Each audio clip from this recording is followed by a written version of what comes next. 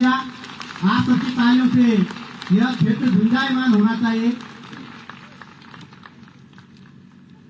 महायोगी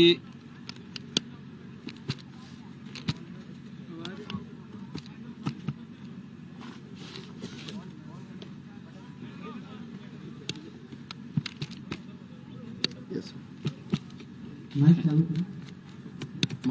मालिक माइक में है नहीं यहाँ पर।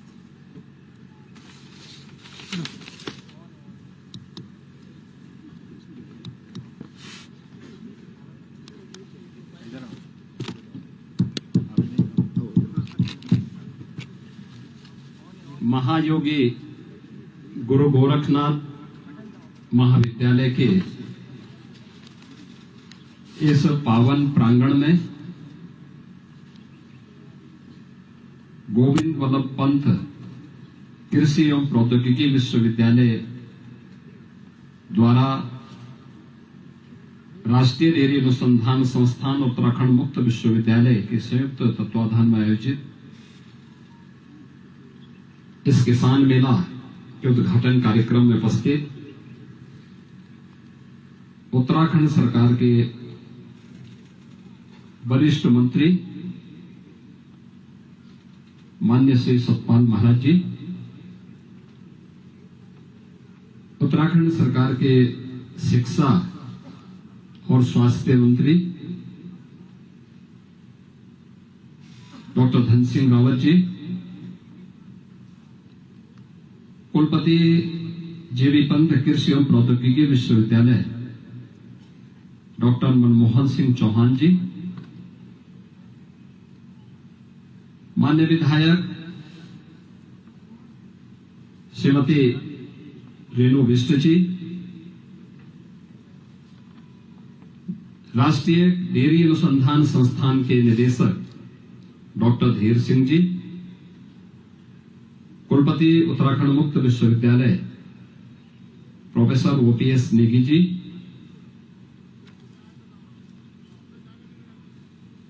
आज के इस कार्यक्रम में उपस्थित सचिव general Vipin Rawat memorial foundation Shri Manjeet Singh Negi जी,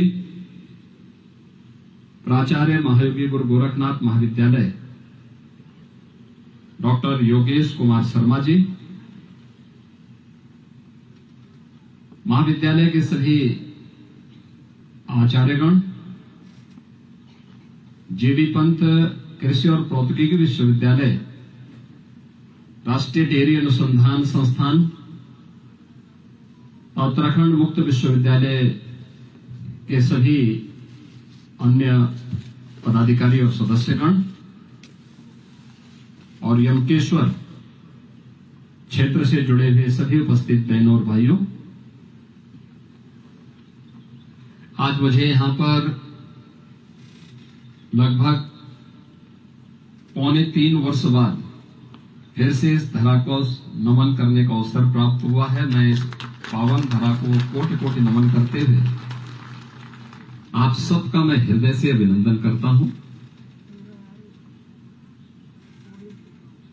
मैं धन्यवाद देता हूं सबसे पहले श्री सतपाल महाराज जी को, डॉक्टर धन सिंह रावत जी को, जिनके कारण मुझे फिर से यहां पे आज मौका मिला है आने का। और मुझे बहुत अच्छा लगा कि उत्तराखंड यहां पर देश के यशस्वी प्रधानमंत्री श्री नरेंद्र मोदी जी के मार्गदर्शन में और उत्तराखंड के लोकप्रिय मुख्यमंत्री श्री पुष्कर सिंह धामी जी के नेतृत्व में कर्मठ मंत्रियों और जनप्रतिनिधियों के सहयोग से विकास के नित्य नए प्रतिमान स्थापित कर रहा है। एक कृषि मेला उसका एक उदाहरण है। और कृषि मेला एक ऐसी जगह लगा है जो एक महाविद्यालय है। महाविद्यालय से मेरा लगाव इसलिए भी क्योंकि मेरे पूज्य गुरुदेव महंत वैद्यनाथ जी महाराज ने और मेरे पूज्य पिता श्री आनंद सिंह बिष्ट जी ने इस महाविद्यालय के निर्माण के लिए अपना पूरा जीवन और योगदान दिया था और आज उत्तराखंड सरकार के सहयोग से महाविद्यालय विकास की एक नई प्रतिमान स्थापित करते हुए आगे बढ़ रहा है।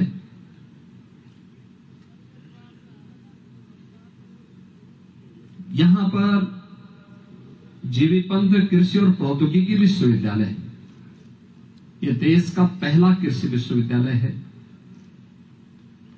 1960 में उत्तर प्रदेश के पहले मुख्यमंत्री और देश के जो बाद में गृह मंत्री बने थे, ऐसे श्री गोविंद वल्लभ पंत जी के नाम पर इस विश्वविद्यालय का नामकरण हुआ। विश्वविद्यालय ने देश के अंदर हरित क्रांति के क्षेत्र में बहुत बड़ा योगदान दिया। देश के अंदर खाद्यान्न सुरक्षा के लक्ष्य को प्राप्त करने की दिशा में आज जो कदम हम बढ़ा पा रहे हैं, वह इस विश्वविद्यालय ने 1960 के दशक में प्रारंभ किया था। और आज आप देख रहे होंगे, इस देश की आबादी जब आज से 1/3 थी, तब देश के अंदर खाद्यान्न संकट था। आज देश के अंदर 140 करोड़ की आबादी है और उसमें से 80 करोड़ लोगों को पिछले 5 वर्ष से प्रधानमंत्री मोदी जी फ्री में राशन की सुविधा का लाभ भी प्रदान करा रहे हैं। खाद्यान्न सुरक्षा का इससे बड़ा और कोई गारंटी दुनिया के अंदर कहीं नहीं मिल सकती जो भारत दे रहा है। विश्वविद्यालय के स्तर पर क्या क्या प्रयास हुए हैं, या फिर राष्ट्रीय डेयरी अनुसंधान संस्थान के स्तर पर या मुक्त विश्वविद्यालय के द्वारा क्या कुछ नया किया जा रहा है, इस मेले के माध्यम से सब कुछ डिस्प्ले यहां पर हो गया है। और मैं आप सबसे अनुरोध करूंगा कि एक बार देखना चाहिए। उत्तराखंड ने विकास किया है, लेकिन अपनी मूल परंपरा से हट करके केवल भौतिक विकास हमें अस्थायी संतुष्टि नहीं दे सकती। खेत यहां के बंजर होते जा रहे हैं, क्या हम उसको बागवानी में बदल सकते हैं?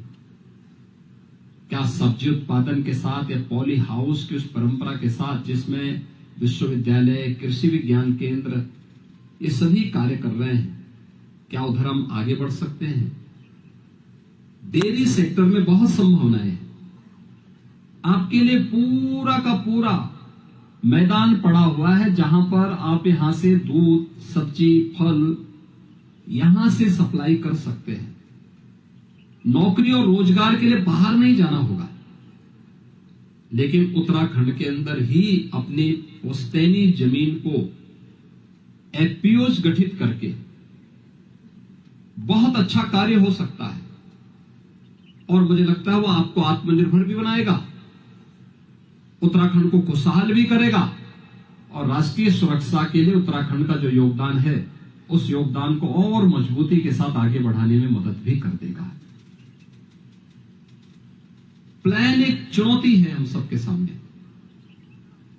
और ये केवल मातृभूमि से ही कटने की चुनौती नहीं है, ये राष्ट्रीय सुरक्षा के लिए भी एक चुनौती है। विकास के कार्यक्रमों के साथ साथ हमें इस चुनौती को भी स्वीकार करते हुए अपनी जड़ों को जोड़ना पड़ेगा। और मुझे प्रसन्नता है, मैं धन्यवाद दूंगा वरिष्ठ मंत्री माननीय श्री सतपाल महाराज जी को। कनेक्टिविटी के लिए भी और सिंचाई के लिए भी बेहतर प्रबंधन उनके माध्यम से प्रारंभ हुआ। हर घर नल की योजना के माध्यम से पेयजल की योजना भी गांव-गांव पहुंच रही है। शिक्षा में नए नए केंद्र खुल रहे हैं। डॉक्टर धन सिंह रावत जी के नेतृत्व में यहां पर महाविद्यालय में विज्ञान संकाय जुलाई से प्रारंभ होगा। स्टेडियम के निर्माण का कार्य यहां प्रारंभ हो चुका है। अन्य कार्यों के लिए हम लोगों के स्तर पर भी जो योगदान होगा, हम लोग भी उसमें योगदान देंगे। समस्या साधन की नहीं है, समस्या है उस साधन का बेहतर उपयोग करते हुए एक एक छात्र आत्मनिर्भरता के लक्ष्य को, जिसके लिए प्रधानमंत्री मोदी जी कहते हैं वोकल फॉर लोकल, स्थानीय स्तर पर अपनी जड़ों को मजबूत करते हुए ही हम आत्मनिर्भर हो सकते हैं। और आत्मनिर्भर जो होगा वही विकास भी करेगा, वही विकसित भी होगा। विकसित भारत के लक्ष्य को प्राप्त करना है तो उसकी पहली शर्त आत्मनिर्भरता है। आत्मनिर्भरता के इस लक्ष्य को प्राप्त करने की दिशा में हमें बेहतर प्रयास करना होगा। मैं धन्यवाद दूंगा श्री मंजीत सिंह नेगी जी को, जिन्होंने जनरल बिपिन रावत जी, जो देश के पहले चीफ ऑफ डिफेंस स्टाफ हैं, इसी उत्तराखंड की भूमि के सपूत हैं, उनकी स्मृतियों को इन्होंने जीवंत बनाया और उनकी स्मृति में जगह जगह स्मारक बनाना, उनके कार्यक्रमों को अनवरत आगे बढ़ाने के साथ जुड़ना, और जुड़ना ही नहीं बल्कि आज यहां पर जनरल बिपिन रावत जो मेमोरियल फाउंडेशन है उसके माध्यम से उन्होंने इस महाविद्यालय में मेरे पूज्य पिता की स्मृति को जीवंत बनाए रखने के लिए एक 100 फीट के ऊंचे तिरंगा को, जो भारत के राष्ट्र के आन मान और शान का प्रतीक है, उसको भी इस महाविद्यालय के प्रांगण में आज स्थापित किया है। मैं श्री मंजीत सिंह नेगी जी को और उनके पूरे फाउंडेशन के सभी पदाधिकारियों को के लिए हृदय से धन्यवाद देता हूं। महाविद्यालय विकास के नित नए प्रतिमान स्थापित करे, नई नई गतिविधियों और यहाँ की जो वार्षिक प्रगति रिपोर्ट है, इसके बारे में यहाँ के प्राचार्य जी ने बहुत विस्तार से यहाँ पर कहा है। कृषि और प्रौद्योगिकी विश्वविद्यालय कैसे कार्य कर रहा है, इसके बारे में श्री डॉक्टर मनमोहन सिंह चौहान जी ने, माननीय कुलपति जी ने, राष्ट्रीय डेयरी कृषि अनुसंधान संस्थान कैसे कार्य कर रहा है, इसके बारे में, और मुक्त विश्वविद्यालय की गतिविधियां किस ढंग से आगे बढ़ रही है, इसके बारे में विस्तार से वहां के माननीय कुलपतियों ने भी अपनी बात को रखा है। आज यहाँ पर देखेंगे आप, बकरी पालन का काम भी हो सकता है, कुक्कुट पालन का काम भी यहाँ पे कैसे हो सकता है, इसका एक उदाहरण। और कुछ किसानों को बीज के किट भी और कुछ को बकरी भी यहाँ उपलब्ध होने वाली है। ये बकरी 3 लीटर तक दूध देती है।